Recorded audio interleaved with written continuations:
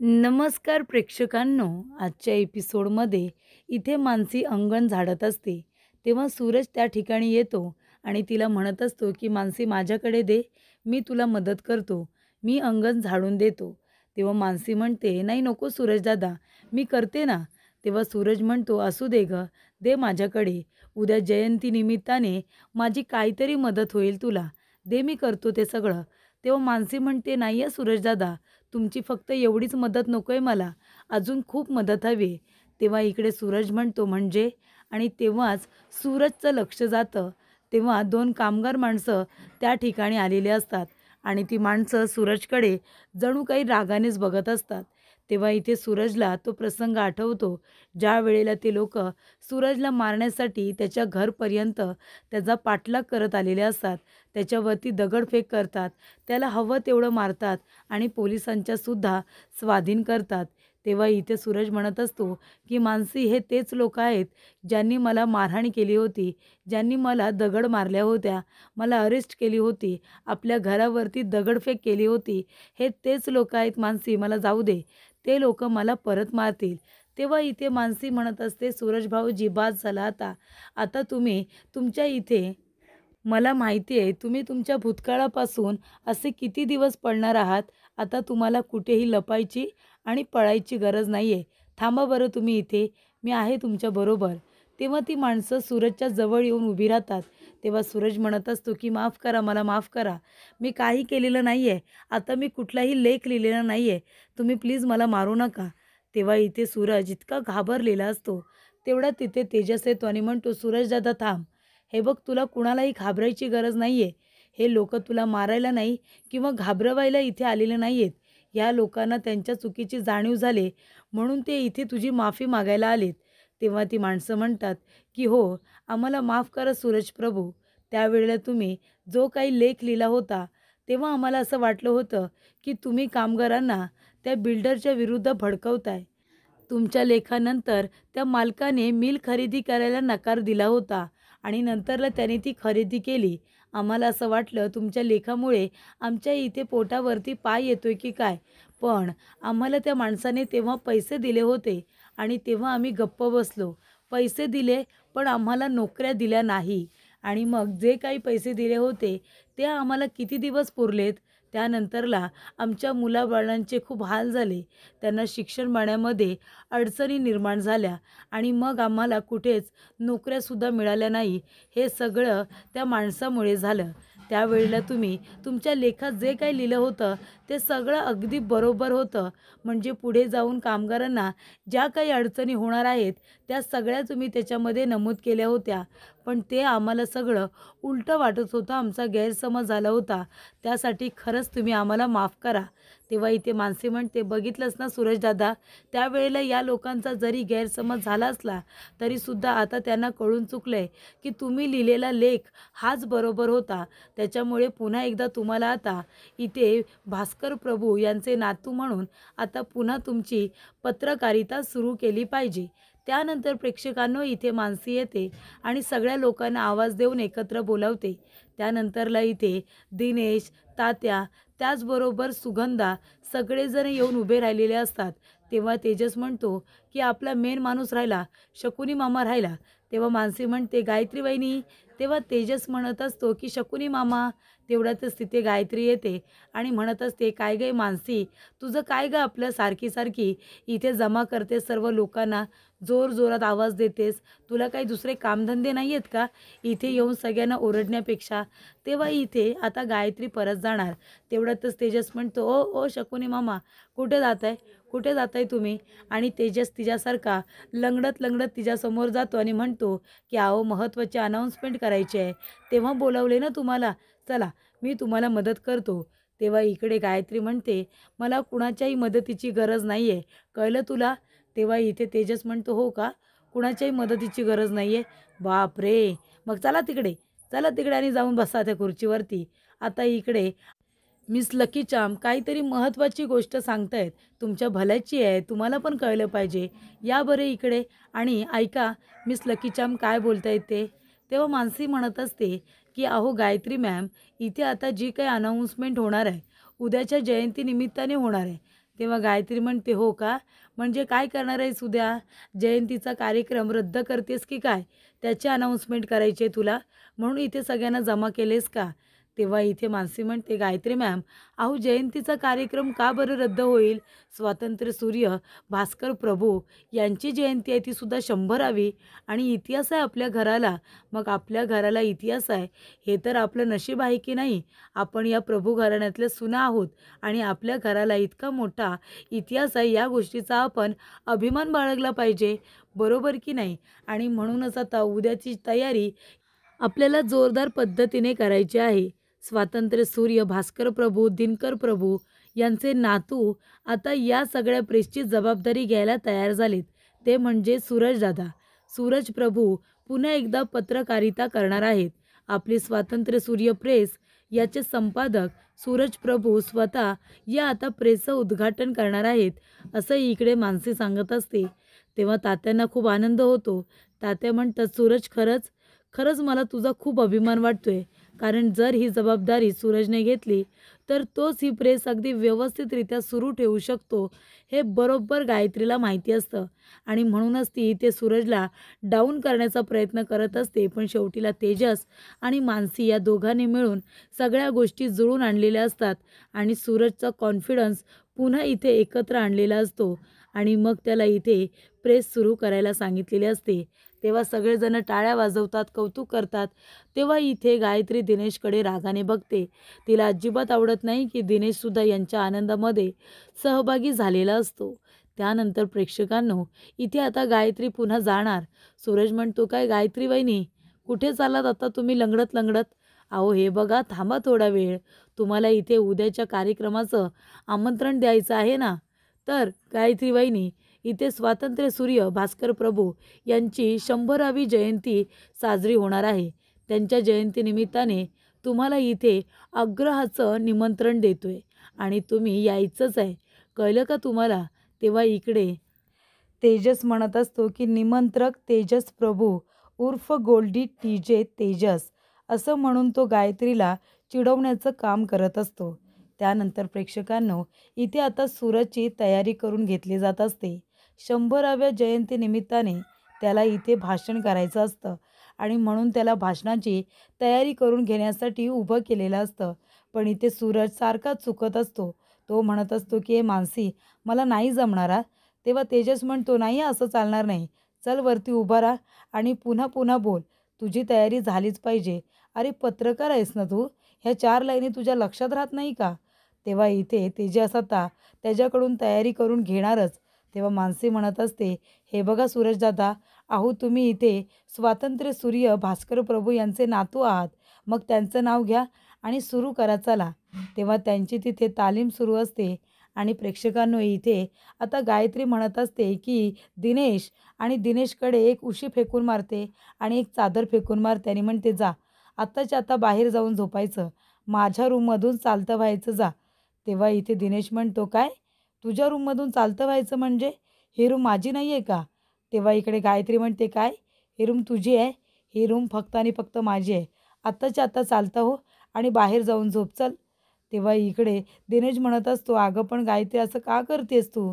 तेव्हा गायत्री म्हणते, का तो सूरज जेव्हा इथे आता प्रेची जबाबदारी घेत होता तेव्हा तू सुद्धा टाळ्या वाजवत होतास ना, सगळ्यांबरोबर तू सुद्धा टाळ्या वाजवत होतास. तेव्हा दिनेश म्हणतो, मग मी काय करणार होतो? अगं कधी नव्हे, तू बघितलंस ना आपल्या सूरजची काय अवस्था होती, आणि तो जर आता एखादी जबाबदारी घ्यायला तयार झाला असेल तर मला आनंद होणार नाही का? तेव्हा गायत्री म्हणते, अच्छा, म्हणून तू त्या तेजसबरोबर मानसीबरोबर टाळ्या वाजवायला लागलास, म्हणजे तुला सुद्धा खूप आनंद झालाय ना, म्हणूनच तू माझ्या समोरून इथे माझ्या नजरेसमोरून बाजूला जा, चल बाहेर जाऊन झोप जा. तेव्हा दिनेश म्हणत असतो, अगं असं काय करतेस? हे बघ मानसी आणि तेजस सूरजसाठी चांगलंच करतायत ना, आणि हे बघ, मी असं जर बाहेर निघून गेलो तर लोक काय बोलतील? मी इथे खाली झोपतो ना, हवं तर इथे खाली चटई टाकून झोपतो, तू बेडवरती एकटी झोप. तेव्हा इथे गायत्री म्हणते, नाही अजिबात नाही, आत्ताच्या आता चालतं आणि त्याला धक्के मारून ती रूमच्या बाहेर काढते आणि एकटी रूममध्ये थांबते. त्यानंतर प्रेक्षकांनो, इथे आता तेजस म्हणत असतो की सूरजदादा, आता चुकायचं नाही आहे तुला. तेव्हा इथे सूरज आपल्या भाषणाला सुरुवात करतो. सगळ्यांचं स्वागत करतो आणि म्हणतो की अचानक इथे आता दिनेश दादा पांघरूण आणि उशी घेऊन आला. तेव्हा तेजस म्हणतो, काय अरे काय बोलतोयस तू? तेव्हा सूरज म्हणतो, अरे मी नाही दादा बघ, दादा आलाय तिथे. तेव्हा इथे दिनेशच्या हातामध्ये उशी असते, त्याचबरोबर इथे पांघरूण असतं. तेव्हा तेजस म्हणत असतो, काय रे दादा काय झालं? इथे तू बाहेर आलेस का झोपायला? तेव्हा दिनेश म्हणतो, हो रे, जरा बाहेर आले झोपायला आणि मला आहे ना खूप सर्दी झाली. त्याच्यामध्ये गायत्रीने हवा तेवढा ए सी वाढवून ठेवला आहे ना रूममधला, तिला ए सीच लागतो आणि मला जास्त ए सी जमत नाही तुम्हाला माहिती आहे, म्हणून मग मी बाहेर आले झोपायला. तेव्हा इथे तेजस म्हणत असतो की बघा, म्हणजे दादासुद्धा आता बाहेर झोपायला आला. काय रे दादा, तुला खूप सर्दी झाली आहे का? तेव्हा दिनेश म्हणतो, हो ना, आणि तो शिंकायचं नाटक करत असतो. तेव्हा इथे तेजस म्हणतो, मानसी एक काम करताय का? जा लकी चाम, तुम्ही दादासाठी छान काढा करा. तुम्ही करता ना तो कडू काढा, तो करा बरं दादासाठी. दादा तो प्यायला की त्याला बरं वाटेल, त्याची सर्दी जाईल. तेव्हा मानसीसुद्धा म्हणते, हो हो ठीक आहे दादा, मी तुमच्यासाठी आणते हा काढा करून. तेव्हा दिनेश म्हणत असतो, अगं नको मानसी, अगं काय करतेस तू? मला काढा वगैरे नको, तो कडू असतो ना. तेव्हा सूरज म्हणत असतो, अरे कडू कसला? तुझी सर्दी इतकी जास्त आहे की त्याच्यावरती जालिम औषध हवं आहे ना. काढा सगळ्यात बेस्ट आहे. मानसी तुम्ही जा बरं, इथे आता काढा करून घेऊनच या. सूरज म्हणत असतो, नाहीतर काय दादा, इतकं बरं वाटत नाही आहे तुला, त्याच्यामुळे आता तुला हा काढा प्यावाच लागेल. जा मानसी जा, तो कडू काढा कर आणि दादासाठी दे जा. तेव्हा तेजस म्हणतो, अरे वा, मला तर असं वाटतंय की दादा, तो काढा प्यायला प्यायला तुझी सर्दी जाईल बघ. ह्या ज्या काही तुला शिंका येत आहेत ना, त्यासुद्धा थांबतील. तेव्हा इथे दिनेश म्हणतो, अरे पण त्याने तोंडाची चव जाईल ना. तेव्हा सूरज म्हणतो, दादा अरे तोंडाची चव महत्त्वाची आहे की तुझी सर्दी जाणं महत्त्वाचं आहे? तेव्हा दिनेश म्हणतो, अगं मानसी, तू जर काढा घेऊन आलीस ना आणि जर गायत्रीला कळलं की तू दिलेला काढा मी प्यायलो आहे, तर आता गायत्रीने मला रूममधून बाहेर काढलं आहे, तेव्हा या घरातूनच ती मला बाहेर काढेल. तेव्हा इथे मानसी, तेजस, सूरज तिघेजणं म्हणतात, काय दादा तुम्हाला रूममधून बाहेर काढले? म्हणजे तेजस म्हणतो, तुला वहिनीने रूममधून हाकललं आहे की काय? तेव्हा दिनेश म्हणतो, नाही रे, रूममधून तिने मला हकललेलं नाही आहे. तिने मला सांगितलं की जा, तुला बरं वाटत नाही आहे ना, तर मग रूमच्या बाहेर जाऊन झोप. तेव्हा इथे तेजस म्हणतो, अच्छा अच्छा, म्हणजे इतकं आदराने तुला रूममधून हकलून दिलं आहे का? खूपच आदराने बाहेर काढलेलं दिसतंय. तेव्हा दिनेश म्हणतो, हे बघ मानसी, तू कुठेही जाऊ नकोस आणि माझ्यासाठी काढा वगैरे तर अजिबात करू नकोस. मला इथे बाहेर झोपायचं आहे आणि तुम्ही आहे ना कुणीच तिला काही बोलू नका, मी आत्ताच सांगतोय. तेव्हा इकडे ह्या गोष्टी आपल्या तिघांमध्येच राहू दे, आपल्या आईला आणि तात्यांना कळायला नको. तेव्हा इथे तेजस म्हणत असतो, असं कसं? अरे आपल्यामध्ये एक पत्रकार आहे, त्याची रिक्षा फिरणारच ना. जा दादा, जाऊन सांग बरं आपल्या आई आणि तात्यांना की इथे दिनेश दादाला त्याच्या बायकोने रूममधून हाकलले म्हणून सांग जा.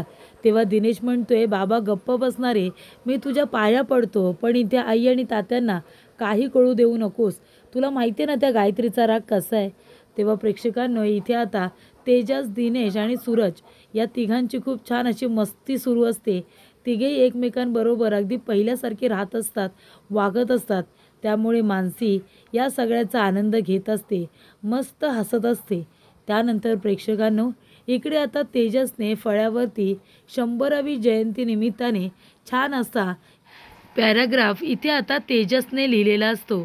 त्याच्यामध्ये तेजसने येणाऱ्या पाहुण्यांचं स्वागतसुद्धा केलेलं असतं. तर इथे छाया बसलेली असते, ती चहा पित असते. तेव्हा जोरजोरात सुरक्या देऊन चहा पित असताना तेजसचं तिच्याकडे लक्ष जातं. तेजस म्हणतो, काय गे छाया, अगं काय आहे, असा चहा पितात का? तेव्हा छाया म्हणते, नाही, चहा गरम आहे ना म्हणून असा पिते. तेव्हा तेजस म्हणतो, हो, इतका चहा गरम आहे की सुरक्या मारून पितेस? मग त्याच्यामध्ये थोडा बर्फ टाकू का? तुला बर्फ टाकून चहा देऊ का? तेव्हा छाया म्हणते, नाही नको, मला आहे ना आईस टी अजिबात नाही आवडत, मला इथे आता गरमच चहा लागतो. तेव्हा तेजस म्हणतो, एक गोष्ट लक्षात ठेव, आता पुन्हा आवाज नाही आला पाहिजे, पुन्हा अजिबात इथे चहा पिताना मला आवाज नाही आला पाहिजे. इथे आता वर्षांमध्ये चहाच पित नाही अशी का गं? न भेटल्यासारखी चहा पित असतेस, असं तेजस तिला विचारतो. त्यानंतर प्रेक्षकांनो इथे आता जयंती निमित्ताने इथे मशीनसुद्धा बाहेर घेऊन जायचं असतं. तेव्हा सूरज आणि त्याचबरोबर सुयोग दोघेजणं ती मशीन बाहेर घेऊन जाण्याचा प्रयत्न करत असतात. पण ती मशीन जड असल्यामुळे ती जागची हलत नसते. तेव्हा इथे आता दोघेजण एकमेकांवरती लोटत असतात. तात्या येतात आणि म्हणतात, काय आहे, अजून मशीन इथेच आहे, जागची अजून हल्लीसुद्धा नाही आहे. तेव्हा तेजस म्हणतो, तात्या तुम्ही जा, मी आहे ना, आम्ही तिघेजण मिळून मशीन बाहेर घेतो, तुम्ही काळजी करू नका. तेव्हा इथे सूरज म्हणत असतो, अरे ही मशीन जागची हालत पण नाही आहे, हा सुयोग काही कामाचा नाही आहे, अजिबात हात नाही लावत आहे, तो जोरच लावत नाही आहे. तेव्हा इथे आता सुयोग म्हणत असतो की सूरज दादा, तुम्ही जरा जोर लावा, आपण दोघेजणंसुद्धा ही मशीन हलवू शकतो. त्यानंतर प्रेक्षकांनो इथे तेजस म्हणत असतो, सुयोग मी तुला सांगितलं होतं ना त्या पत्रकारांना बोलवायला, बोलावलंयस का तू त्यांना?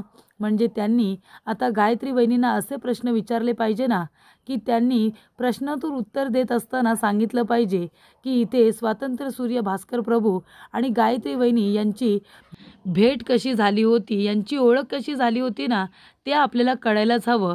असे गायत्री वहिनींना प्रश्न विचारले पाहिजे ना, की त्यांची चांगली बोलतीच बंद झाली पाहिजे. आणि तेजस म्हणतो की हे बघ, असे प्रश्न विचारले पाहिजे ना, की एकासुद्धा प्रश्नाचं उत्तर नीट देता नाही आलं पाहिजे. तेव्हा सुयोग म्हणतो, तू जे काही लिहून दिलेस ना प्रश्न, ते सगळे प्रश्न मी त्यांना दिलेत, तू काळजी करू नको. ते सगळे प्रश्न आता ते पत्रकार गायत्री वहिनींना विचारतील आणि त्यांना त्या प्रश्नांची उत्तरंसुद्धा द्यावीच लागतील. कळतंय का तुला? तेव्हा तेजस म्हणतो, ठीक आहे, आपलं काम झालं पाहिजे. त्यांचं बोलणं तिकडे सुरू असतं. त्याच वेळेला इथे विनोद आलेला असतो. विनोद म्हणत असतो की अच्छा, म्हणजे इकडे आता इतके प्रयत्न करूनसुद्धा दीदीने हे लोक काय ऐकत नाही आहेत. इथे आता 100वी जयंती जल्लोषात साजरी करतातच आहेत. इथे छान फळा लिहिला आहे, तिकडे काहीतरी मशीनजवळ बोलणं सुरू आहे आणि तिकडे दीदी काय रूममध्ये बसून राहिल्यात. ही जयंती थांबवण्यासाठी काहीही प्रयत्न करत नाही आहेत. पण मी आहे ना, मीच आता काहीतरी करतो. तेव्हा प्रेक्षकांनो इथे विनोद आता डस्टर घेतो आणि फळ्यावरती जेवढं काही तेजसने लिहिलेलं असतं सगळं पुसून काढतो. तेव्हा छाया म्हणत असते, अहो काय करताय तुम्ही, हे सगळं पुसून कशाला काढताय? तेजसला कळलं तर तो माहिती आहे ना काय करेल. तेव्हा विनोद म्हणतो, त्याला काय करायचं आहे ते करू दे, पण मी हे सगळं पुसून काढणारच. त्यानंतर प्रेक्षकांनो इथे गायत्री कपाट उघडते आणि कपाटातून पैशांचे बंडल बाहेर काढते. तेव्हा तिला आठवतं ज्या वेळेला तिचं डील होणार असतं घराचं, तेव्हा इथे जे सावकार आलेले असतात ते पैसे देतात हवे तेवढे गायत्रीला आणि म्हणतात की हे पैसे तुम्ही ठेवा ॲडव्हान्स म्हणून, पण जोपर्यंत सगळे लोक घर विकायला तयार होत नाही ना, तोपर्यंत मी हे घर खरेदी करू शकत नाही. तेव्हा इकडे गायत्री म्हणालेली असते की तेजस मानसी, तुमच्यामुळे या घराची विक्री थांबली आहे ना, तुमच्यामुळे माझं हे डील फिसकटले, पण मी आता तुम्हाला माफ करणार नाही. हे पैसे आहेत ना, ह्या पैशांचा वापर मी आता कसा करते ते बघा. तर आता तुला इतका मोठा सोहळा करायचा आहे ना, 100वी जयंती तुला साजरी करायची आहे, त्याच्यामुळे आता हा सगळा तुमचा प्लॅन कसा स्पॉईल केला जाईल आणि कसा स्पॉईल करायचा आहे यासाठी मी काही लोकांना बोलावले, जे तुमचा हा जो काही कार्यक्रम आहे संपूर्णपणे उद्ध्वस्त करून टाकतील.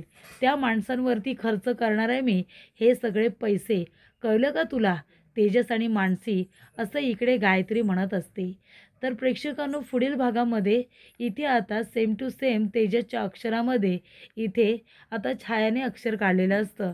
तेव्हा तेजस म्हणतो, अरे वा, किती छान अक्षर काढलेस ग तू छाया, म्हणजे सेम टू सेम माझ्या अक्षरासारखंच आहे. तेव्हा छाया म्हणते, हो, अरे माझ्यामध्ये खूप मोठं टॅलेंट आहे, म्हणजे मी एकदा एखाद्या माणसाचं अक्षर बघितलं ना तर ते मी लक्षात ठेवते आणि मी कॉपी करत असते. बघ तुझंही अक्षर सेम कॉपी केलं ना. तेव्हा इथे तेजस म्हणतो, हो हो, अगदी बरोबर, तू सुद्धा माझं अक्षर कॉपी केलेस. मग तू एक काम करतेस का, इथे आता लकी चामचं सुद्धा अक्षर तू कॉपी करशील का? तेव्हा इथे छाया म्हणते, एवढंच ना, तिचं अक्षर मला कॉपी करता येतं, मागच्या वेळेला नाही का मी कॉपीसुद्धा केलं आहे. तेव्हा मानसी म्हणते, प्लीज जरा तुम्ही माझं हे अक्षर आहे ना ते जरा कॉपी करून दाखवा बरं. तेव्हा छाया ते अक्षर कॉपी करते आणि इथे मानसीला दाखवते. तेव्हा तेजसला कळतं की जेव्हा मानसीचं लग्न होतं आणि दागिन्यांविषयी जो काही इथे आपल्याला अर्ज दिला होता किंवा चिठ्ठी लिहिण्यात आली होती, ती कुणाच्या अक्षरात होती, तर छायाकडून गायत्री वहिनीनेच ती चिठ्ठी लिहून घेतली असेल, असं इकडे आता असं मानसी म्हणते तेव्हा तेजसला राग येतो. तेजस धावत पळत जातो. इथे दाराला लाथ मारतो आणि म्हणतो की गायत्री वहिनी. आणि आता इथे तेजसचा हा आक्रोश बघितल्यानंतर, त्याच्या नजरेमध्ये इतका राग तिरस्कार बघितल्यानंतर इकडे आता गायत्री खूपच जास्त घाबरलेली असते. नक्की आता तेजसच्या या वागण्यामध्ये मागे काय कारण आहे, या कारणाचा ती विचार करत असते. पण तेजस इथे फारच चिडलेला असतो. आत्तापर्यंत एकदाही आपण चिडलेलं बघितलंच नाहीये.